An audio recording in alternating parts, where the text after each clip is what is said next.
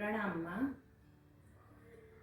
मैं आपको एक प्रश्न पूछना चाहती हूँ। कर्मों के बंधन से क्या हम मुक्ति पा सकते हैं? अगर हम कर्मों के बंधन से मुक्ति पा सकते हैं तो कृपया करके आप हमें उसके उपाय बताइए। प्रणाम।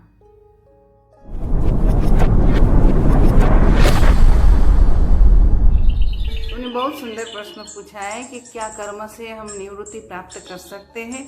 सही बात है, आदिकाल से कर्म मीमांसा की बात चलती रहती है। आप शास्त्र में देखिए, पढ़िए, तो छोटा बच्चा उसको भी मालूम है कि सत्य बोलना चाहिए, असत्य नहीं बोलना चाहिए। तो कर्म की मीमांसा में हम देखें तो बच्चा जब पृथ्वी पर पैदा होता है तो पहले तो उनका श्वासोश्वास शुरू हो जाता है, फिर माँ तो उसकी फीडिंग करवाती है तो अपने आप करने लगता है, उसको सिखाना नहीं पड़ता है। तो फ्लॉपी बनी हुई है। तो जो बड़े धीरे धीरे बच्चा बड़ा होता है उसी में विवेक आता है और धीरे धीरे कितने संस्कार जम जाते हैं और पूर्व के भी जमे हुए हैं, इसीलिए कि उनकी बुद्धि कर्म अनुसार ही नहीं चलती है। तो कभी पुण्य पाप का कर्म करते हैं, लेकिन अच्छे कर्म करने का विचार आता है। समझ लेना कि हमारा कोई पुण्य कर्म उत्पन्न हुए हैं और हम इसी से छुटकारा प्राप्त करने के लिए हमारा मन बनता है। हमारे यहाँ कर्म को भी भगवान कहा है, कर्मेभ्यः नमः ऐसा कहा गया है।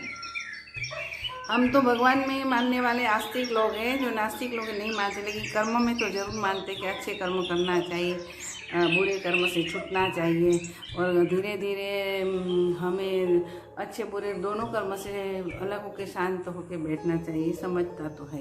तो कर्म अच्छे करने के लिए क्या करना चाहिए? कर्म मीमांसा में मैंने जो बताया कि बिल्कुल सरल भाषा में हम देखें, सरल उदाहरण देखें तो जो बच्चा खाता पीता है, खेलता है, कूदता है, वो बिल्कुल सहज कर्म है, स्वाभाविक कर्म है। दरेक जीव ऐसा कर्म करते, लेकिन बड़ा होता है, शादी करता है, बच्चा पैदा करता है, तो उसी सभी का पेट भरना, गुजारा करना, तो उसी लिए उसको कुछ न कुछ कमाना पड़ता है। तो इसी की वजह से वो सर्विस करता है।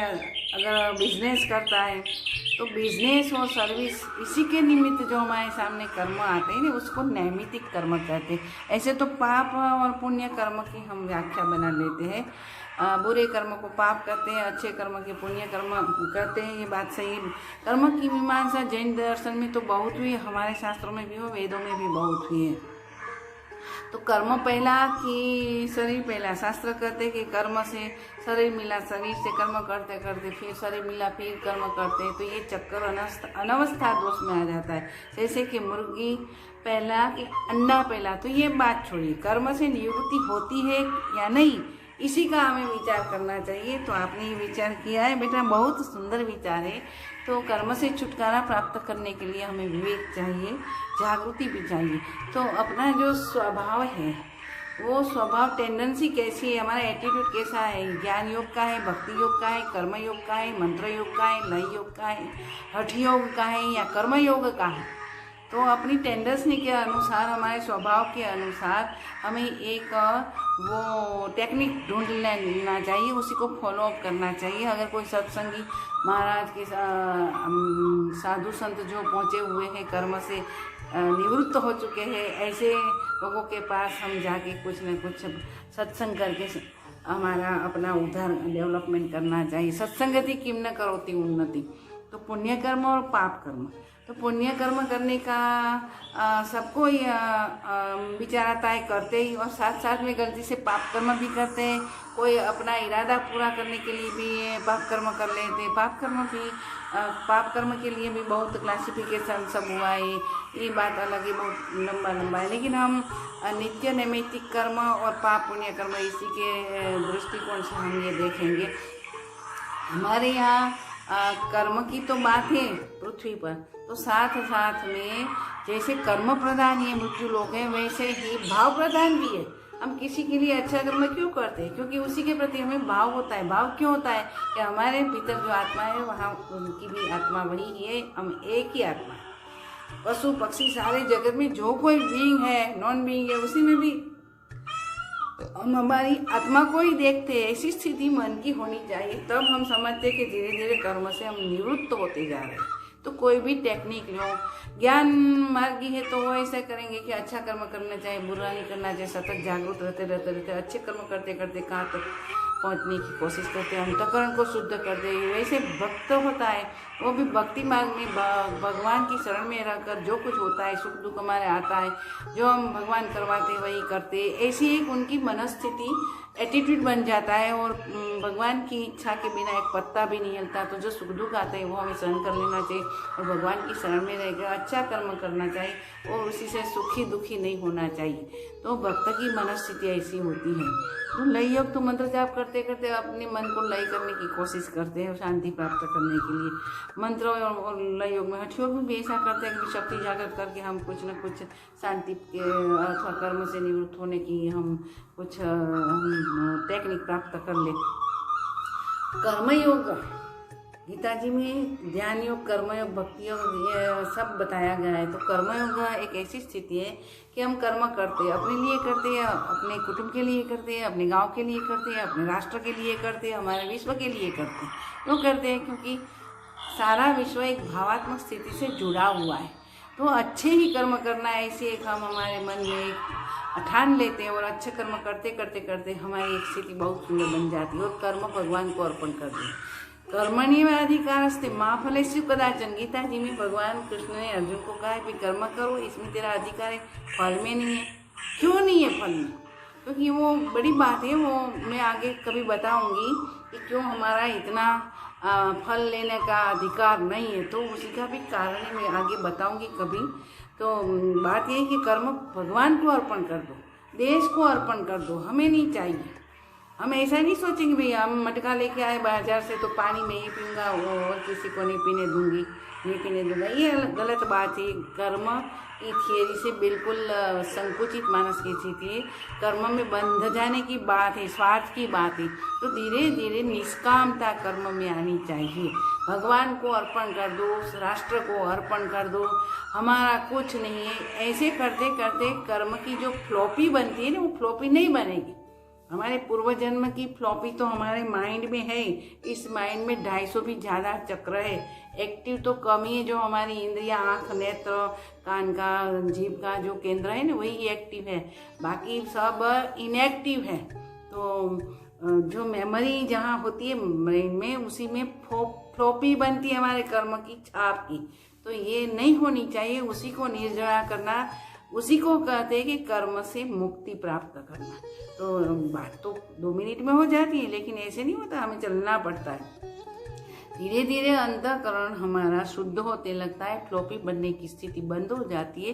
तब एक अंतःकरण की एक ऐसी स्थिति आ जाती है। मैं एक उदाहरण देती हूँ कि ये खिड़की है ना बेटा, है तो ये खिड़की में एक पर्दा लगा हुआ है, बराबर। तो उसी के पीछे कोई मूवमेंट चलती है, कोई है, कोई व्यक्ति है, लेकिन हम जजमेंट नहीं कर पाते कि स्त्री है, आदमी क्या कर रहा है। क्योंकि खिड़की के बीच में एक पर्दा लगा हुआ है। तो जब हमारे कर्मों की निर्जरा होने लगती है, धीरे धीरे कॉन्स्टेंट भीतर जागृति आ जाती है, विवेक आ जाता है, ये सब होता है। बात तो सही है, लेकिन होता क्या है कि हमारा पूरा कर्म का निर्जरा नहीं हुआ है। क्योंकि वो जैसे खिड़की का उदाहरण दिया है, वैसे ही हम पूर्ण शांति नहीं प्राप्त कर सके, पूर्ण आनंद नहीं प्राप्त कर सके, क्योंकि सत्व गुण हमें अड़ता है। सत्व गुण से भी हमें कुछ न कुछ कार्य करने की प्रेरणा मिलती है, तो वो भी निकल जाना चाहे। तो ये कैसे हम ऐसे बैठे रहे मांग के खाना और मस्जिद में सो जाना, ये कर्म की निर्जरा है, ये कर्म से मुक्ति है? नहीं, बिल्कुल नहीं। मन की ऐसी स्थिति होनी चाहिए कि बिल्कुल फ्लॉपी नहीं बननी चाहिए। कर्म की कोई भी इम्प्रेशन हमारे दिमाग में, ब्रेन में जहाँ केंद्र है फ्लॉपी बनने का, वहाँ एक संस्कार भी नहीं पड़ता। तो हम जाने अनजाने संस्कार तो पड़ते ही जाते हैं, लेकिन भीतर से जैसे जैसे संस्कार शुद्धता का आ जाता है, शुद्धिकरण अंतःकरण का हो जाता है, तो धीरे धीरे फ्लॉपी बनना बंद हो जाता है। हम क्यों सफाई रोज कमरे की करते हैं? क्योंकि गंदगी न हो जाए, इसीलिए तो सफाई करने के लिए हमें ईश्वर का ध्यान करना, मंत्र जाप करना और सतत जागरूक रहना, इंट्रोस्पेक्शन करते रहना चाहिए। तो ये इंट्रोस्पेक्शन करते करते हमारा सत्वगुण डेवलप हो जाता है। जब सत्वगुण डेवलप हो जाता है तो धीरे धीरे एक स्थिति आ जाती है कि भीतर इतनी शांति कोई बाहर से ला के डाल नहीं सकती। कर्म की निर्जरा होती रहती है, कर्म धीरे धीरे शांत हो जाता है, सफाई कर्म की हो जाती है, अंतःकरण खाली होने लगता है, तब भीतर एक शांति आ जाती है। वो शांति हम बोलते हैं कि साहित्य का नव, जीवन का नव रस है, सदरस स्वाद का है। तो मधुर रस जैसे श्रेष्ठ है, तो हमारे जीवन का नव रस में कौन सा रस मुख्य है? तो हमारे पूर्वजों ने कहा है कि शांत रस। आखिरकार में आदमी चाहता क्या? आनंद ने शांति, भीतर की शांति चाहता है। तो कर्म की सफाई होते होते फ्लॉपी नहीं बनेगी तो अंतःकरण खाली हो जाएगा, अपने आप शांति उत्पन्न हो जाएगी। जैसे शांत पानी में चंद्रबिंब का प्रतिबिंब पड़ता है, जरा सा भी इसी में कंकड़ डाल दो तो प्रतिबिंब हिलने लगता है। तो इतनी शांति स्थापित हो जाएगी, इतना निजानंद स्थापित हो जाएगा, तो कितना भी महान का महान दुख आ पड़े, अगर सुख आ पड़े तो दुख से हम हाय हाय नहीं करेंगे, सुख से हम हर्ष से इतना उन्माद में नहीं आ जाएगा, क्योंकि मन की स्थिति कैसी हो गई? शांत हो गई। हमारे यहाँ कर्म को भी भगवान कहा है, तो भगवान ने लॉ बनाया है, कॉज और इफेक्ट और एट्रैक्शन। ये लॉ बना के भगवान अलग हो गए, तो उसी चक्कर में आदमी जन्म मरण और कर्म करता ही रहता है। हमारा कर्म जब कर्म से हम मुक्ति प्राप्त कर लेते हैं, निवृत्ति प्राप्त हो जाती है, तो समझ लेना कि हमारी स्थिति निर्वृत्ति हो जाती है। निवृत्ति और निर्वृत्ति ये शब्द दोनों समझना चाहिए। कर्म से निवृत्ति इट इज इक्वेशन टू हमारे हरेक प्रकार की वृत्ति से निर्वृत्ति हो जाते हैं, यानी कि शांति एस्टैब्लिश हो जाती है, प्लेजर एस्टैब्लिश हो जाता है, इटर्नल ब्लिस हो जाता है। तो इसको बोलते हैं नैषधीय कर्म सिद्धि हमारे भीतर स्थापित हो जाती है। तो कर्म से निवृत्ति होते ही हमें ज्ञान प्राप्त होने लगता है। तो गीता जी में कहा है कि ज्ञानेन सदृशम इहलोके न पवित्रम विद्यते। आप इस मृत्यु लोक में ज्ञान के जैसे कोई पवित्र चीज है ही नहीं। तो हम जब निवृत्त कर्म से हो जाते, निवृत्त हो जाते, तब हमें हमारे दिल में ज्ञान का प्रकाश उत्पन्न होता है। वही प्रकाश ही हमें शांति देते हैं।